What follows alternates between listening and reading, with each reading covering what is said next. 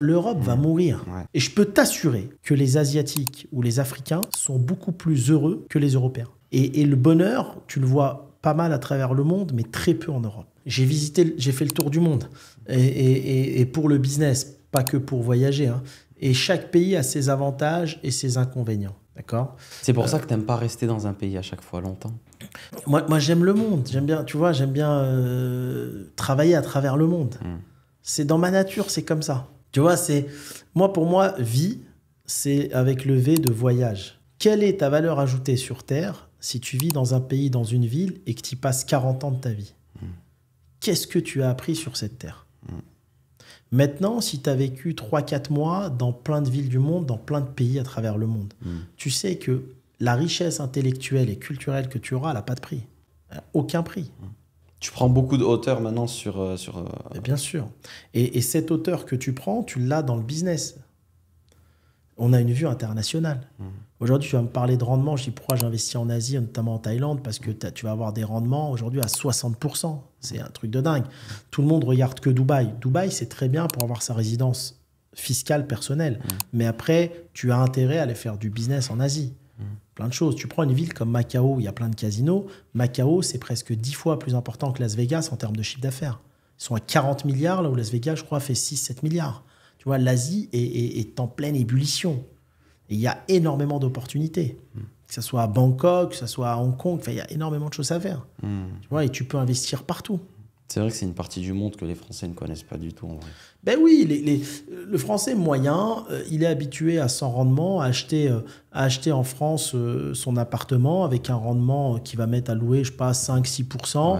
Il va payer là-dessus les taxes, il va lui rester 2-3%. Mais il ne sait pas qu'aujourd'hui, il y a des pays dans le monde où tu es à 25-30% de rendement. Tu vois, et les pays européens, ça a du sens, si on parle d'IMO, de faire de l'IMO, quand tu fais du financement. Si tu es quelqu'un qui ne veut pas faire de financement, tu n'as aucun intérêt à acheter en Europe. Hein. Aucun. D'accord ? C'est pays de financement, tout simplement.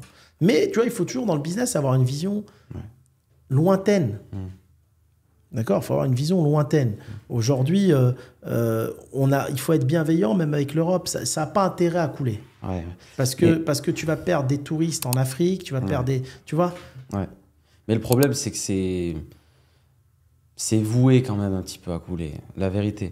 Regarde, quand tu vois que les US aujourd'hui, ils laissent tomber l'Europe par rapport à la Russie, par rapport à l'Ukraine, on a comme une impression où Trump, il est en train de donner un petit peu le feu vert à Poutine, à dire « Bon, l'Ukraine, vas-y, fais-en ce que tu veux.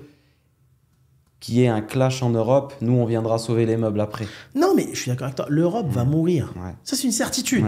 L'Europe, elle va connaître... Dans les années à venir, moi, je suis pas politicien. Mon avis, il se fait sur quoi ? Il se fait sur ma richesse, c'est d'avoir visité le monde. Donc, j'ai un comparatif permanent. Je peux comparer en permanence. Et je peux t'assurer que les Asiatiques ou les Africains sont beaucoup plus heureux que les Européens. Et surtout que les immigrés vivant en Europe. Parce que déjà, on n'a pas la même façon de vivre. Les Européens sont très administratifs et tout. Nous, c'est pas notre truc, ça. Un Africain, l'Asiatique, lui, il veut vivre, il kiffe sa vie. Enfin, et le bonheur, tu le vois pas mal à travers le monde, mais très peu en Europe. Je t'assure que c'est vrai. Tu sais, j'ai des amis dans le monde entier.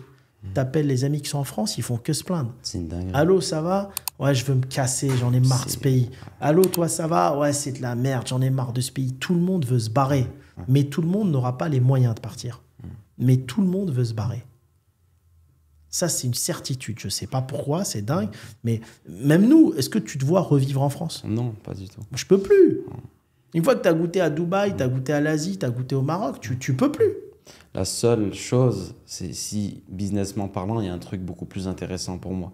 Comme je te disais, le gars de Dubaï que je connais, qui rentre en France pour monter sa licorne, c'est qu'il a un intérêt de retourner en France. Si je n'ai pas d'intérêt comme celui-ci, je ne me vois pas retourner en France, tu vois. Mais c'est vrai que, tu vois, là, depuis que je suis parti, je trouve que même au niveau de mon entourage, je vois que des trucs positifs. Mais quand j'ai un coup de téléphone de la France, c'est du négatif.